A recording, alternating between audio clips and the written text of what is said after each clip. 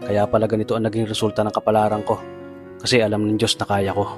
Sa edad kong to, napagod na akong magmadali. Kaya lahat ng ginagawa ko ngayon, ini-enjoy ko na lang. Siguro sa dami na rin ng aking pinagdaanan, napagtanto ko na ang buhay ay mas malawak at mas mahiwaga pa sa mga problemang dumarating sa buhay natin.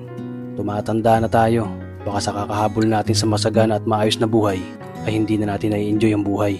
Baka nabubuhay na lang tayo dahil nape-pressure tayo sa sasabihin ng ibang tao.